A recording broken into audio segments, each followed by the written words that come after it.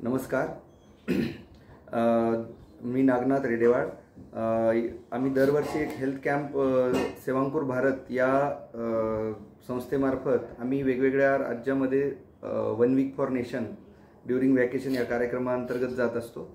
तर यावेळेस मला ही संधी उत्तराखंड येथे जाण्यासाठी मिळाली.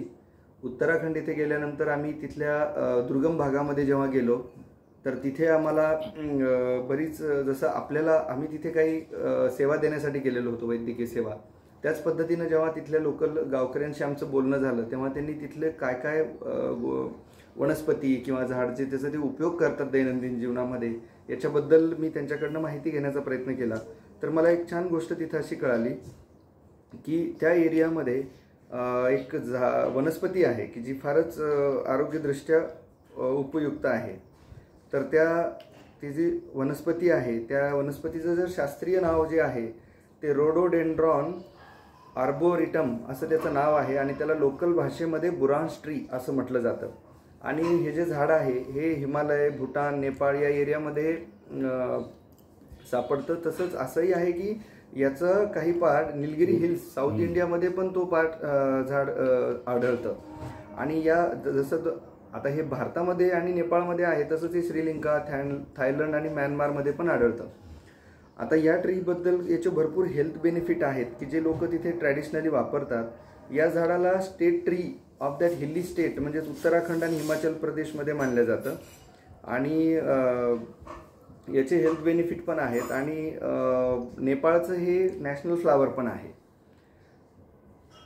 आता हे जे आम्ही तिथे गेल्यानंतर प्रत्यक्ष झाडाचं पान मी घेऊन आलो होतो.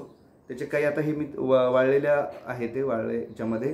तर हे डायरेक्टली आपण खाऊ शकतो पान तिथे जंगलामध्ये फॉरेस्टमध्ये गेल्यानंतर, किंवा याचा आपण काढा जे म्हणतो आपण स्क्वॅश बनवून पण वापरू शकतो. तर याचे वेगवेगळे हेल्थ बेनिफिट आहेत.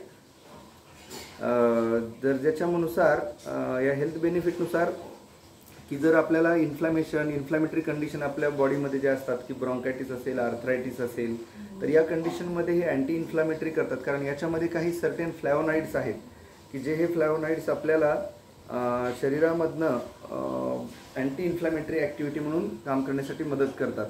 ॲनिमियामध्ये पण याचा वापर केला जातो. शरीरामध्ये जर विकनेस असेल तरीही याचा वापर केला जातो.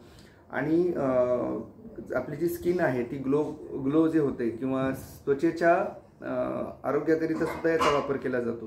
तिथले जे इवन लिव्हरमध्ये जे फ्लॅवोनाइड्स आणि असल्यामुळे लिव्हरच्या आरोग्यासाठी, यकृत याच्या आरोग्यासाठी सुद्धा हे चांगलं मानलं जातं त्या लोकल ट्रॅडिशनमध्ये, तिथल्या लोकांमध्ये. आणि हे दरवर्षी ते ठराविक सीझनमध्ये जेव्हा हे फ्लावर येतं तेव्हा ते हार्वेस्ट करतात, त्याचा ते काढा बनवतात आणि तो काढा ते वर्षभरासाठी किंवा औषध जे स्क्वॅश म्हणतो आपण तर ते वर्षभरासाठी वापरतात. आणि नैसर्गिकरित्या निसर्गाने त्या एरियामध्ये दिलेलं हे प्रोटेक्शन आहे की त्या एरियामध्ये जसं आता हिली एरियामध्ये असल्यामुळे तिकडे आर्थरायटिसचा प्रॉब्लेम जास्त आहे, जॉईंट पेन, बॅक पेन होतो. तर त्यांनी याचा जर वापर केला तर नक्कीच त्यांना त्यांचे जे रुटीन आजार आहेत की जसं बॅक एक असेल, गुडघेदुखी असेल, याच्यामध्ये त्यांचा बेनिफिट होतोय. आता ह्या एरियामध्ये हे तिथं ट्रॅडिशनल पद्धतीनं हे बनवतात ज्यूस. आणि त्यांचं ठरलेलं आहे की ते ठराविक क्वांटिटीमध्येच घेतात. म्हणजे असं नाही आहे की ज्यूस चांगला आहे किंवा त्याचे हेल्थ बेनिफिट भरपूर आहेत म्हणून आपण कितीही हा क्वांटिटीमध्ये घेतला पाहिजे. तर ते ट्रॅडिशनली तिथली लोक हे त्यांचं ठरलेलं आहे की फक्त ठराविक जे आहे म्हणजे अर्धा ग्लास असेल, 1 ग्लास असेल या पद्धतीनं ते घेतात.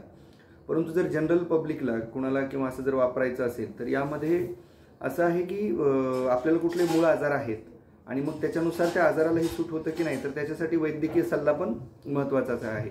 परंतु ट्रॅडिशनली जे हेल्दी निरोगी लोक आहेत तिथे तर त्यांनी जसं आपण हे रुटीन त्या एरियाचं ते फ्लावर किंवा त्या एरियाचं ते फळ आहे त्या पद्धतीनं आपण त्याचं जर ड्रिंक घेतलं तर शरीरामध्ये पाण्याची मात्रा ठेवणे प्लस शरीरामध्ये यकृत चांगलं राहणे.